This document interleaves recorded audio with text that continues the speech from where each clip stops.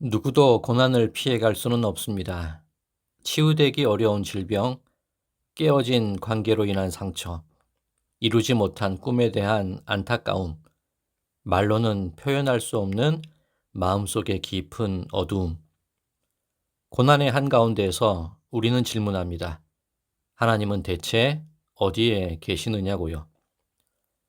온전한 구원을 이루기 위해서 예수님조차도 하나님과의 완전한 끊어짐의 순간을 경험하셔야 했습니다. 나의 하나님, 어찌하여 나를 버리셨나이까?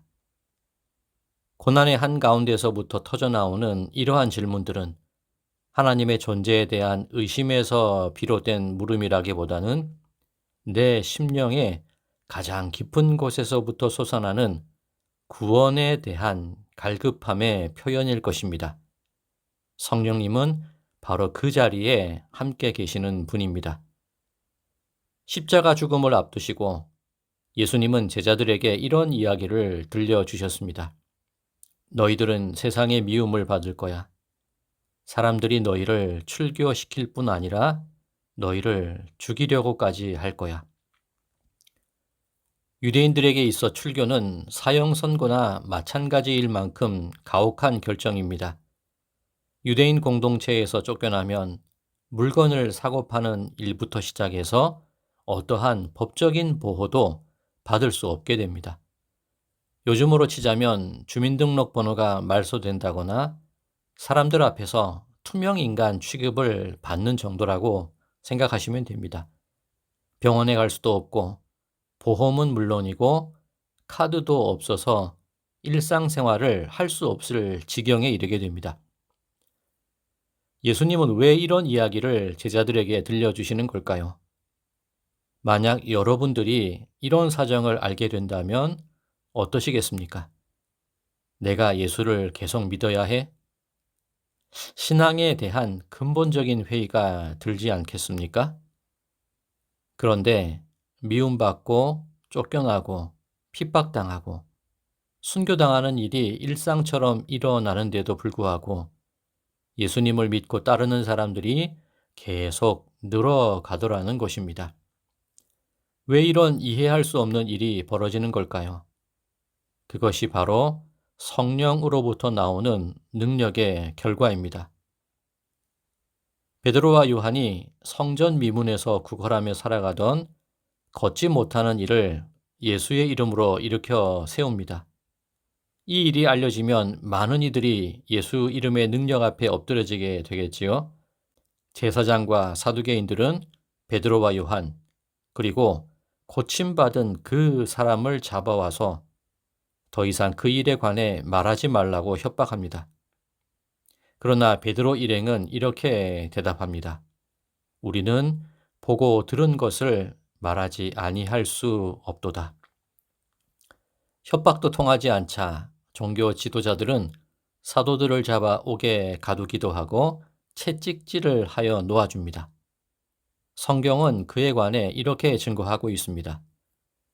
사도들은 그 이름을 위하여 능력받는 일에 합당한 자로 여기심을 기뻐하면서 공회 앞을 떠나니라. 그들이 날마다 성전에 있든지 집에 있든지 예수는 그리스도라고 가르치기와 전도하기를 그치지 아니하니라. 앞서 세상에 남겨질 제자들을 향해 예수님은 너희들이 미움받고 출교당하고 죽임당할 것이라고 말씀하셨습니다. 당신은 더 이상 제자들 곁에 계시지 않으실 거면서 왜 그런 이야기를 하셨을까요? 오히려 두려워하고 근심하게 될 텐데 왜 그런 말씀을 하셨을까요? 예수님은 이런 이야기를 덧붙이셨습니다. 내가 떠나가는 것이 너희에게 유익이라. 내가 떠나가지 아니하면 보혜사가 너희에게로 오시지 아니할 것이요. 가면 내가 그를 너희에게 보낼 것이다. 보혜사는 곁에서 돕는 자, 변호자, 위로자라는 뜻입니다. 성령님은 단순히 우리에게 깨달음이나 감동만을 주시는 분이 아니라 우리 존재와 우리 삶에 함께 계셔서 우리와 동행하시는 분이십니다. 내 한숨 속에 함께 계시고 내 눈물 속에서 말씀하는 분이십니다. 친히 말할 수 없는 탄식으로 우리 대신 간구하시는 분이 성령님이십니다. 예수님의 십자가는 가장 극한의 고난이었지만 한편으로는 결코 꺾이지 않는 하나님의 사랑이 드러난 절정의 사건이기도 했습니다. 로마서 5장 5절입니다. 소망이 우리를 부끄럽게 하지 아니함은 우리에게 주신 성령으로 말미암아 하나님의 사랑이 우리 마음에 부은 바 됨이니. 고난 속에서도 내가 사랑받고 있다는 확신이 드는 것, 그것이 바로 보혜사 성령님이 우리에게 주시는 위로입니다. 사순절 36번째 날입니다. 하나님은 대체 어디에 계십니까? 고난의 한가운데에서 터져나오는 이 질문은 다름 아니라 성령님의 도움이 간절히 필요합니다. 라는 위로를 소망하고 간구하는 질문임을 우리는 잘 알고 있습니다.